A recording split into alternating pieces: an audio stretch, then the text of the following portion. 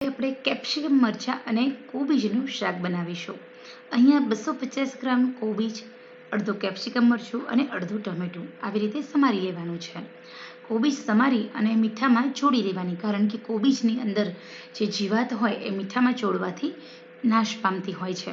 કોબીજને પાણીમાં ધોવાની નથી, એને મીઠામાં ચોળી અને નીચોવી લેવાની છે. તો અહીંયા આપણે પ્રોસેસ કરી લીધી છે.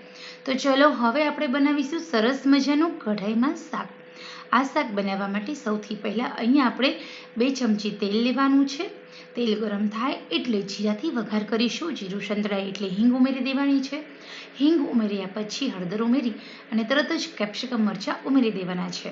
કેપ્સિકમ મરચાં અહીંયા અડધા ઊભી પટ્ટીમાં ચોકોર સમારી લેવાના. આપણે સમારેલી કોબીજ ઉમેરી દીધી છે. આ શાક 2 વ્યક્તિ આરામથી ખાઈ શકે છે. અહીંયા આવી રીતે કોબીજ ઉમેરી દેવાની. નમક આપણે ઓછું ઉમેરવાનું, કારણ કે નમકમાં ચોળેલી છે કોબીજ, એટલે ધ્યાન રાખવાનું જ્યારે પણ તમે સબ્જીની અંદર નમક ઉમેરો તો ખારું ન થઈ જાય એનું ધ્યાન રાખવાનું છે. હવે આપણે સરસ રીતે થોડું અમથું સ્લાઇડલી જેટલી જરૂર પડે એટલું નમક ઉમેરી અને પછી આપણે હલાવી લઈશું. તો અહીંયા આપણે જોઈ શકીએ છીએ આપણે હલાવી લેવાનું છે. ખાસ કરીને કોબીજને હળદરમાં જ આપણે હળદર મીઠામાં જ આપણે ચડવા દેવાની છે. અત્યારે તમે આ શાક આપણે કોરું બનાવીશું, તેલમાં જ ચડવા દેવાનું છે. જો તમે કોબીજની અંદર પાણીનો ભાગ છૂટો પડતો હોય છે, અત્યારે એમાં તમે મસાલા કરશો તો તળિયે ચોંટી જશે અને વધારે તમારું શાક ટેસ્ટી નહીં બને. તો અહીંયા આપણું કોબીજનું શાક છે પાણી પોચું બનતું હોય છે. કોબીજમાંથી તેલ અને પાણી છૂટું પડતું હોય છે. આ ઇશ્યુ ન થાય એના માટે આપણે કઢાઈમાં બનાવ્યું છે. લીડ કવર કરીશું. એકદમ મીડિયમ આંચે 4 મિનિટ સુધી ચડવા દઈએ. આપણે 4 મિનિટ થઈ ગઈ છે.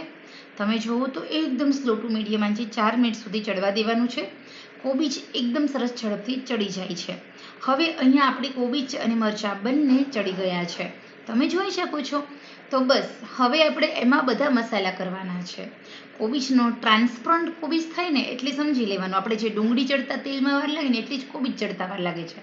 કેપ્સિકમ સાથે આ કેપ્સિકમ અને એની અંદર આપણે હવે ટામેટા એડ કરશું. લાલ મરચું એડ કર્યું, ધાણા જીરું અને સાથે થોડો ગરમ મસાલો ઉમેર્યો છે. લાલ મરચાંમાં કશ્મીરી લાલ મરચું અને રેશમ પટ્ટો બંને લીધું છે અને હવે આપણે હલાવી લઈશું. તો અહીંયા તમે જુઓ આપણું આ કોબીજનું શાક અત્યારે આપણે હલાવીએ છીએ તો પણ એકદમ સરસ મજાનો દેખાવ આવી રહ્યો છે. ખરેખર આ શાક ખૂબ જ ટેસ્ટી છે.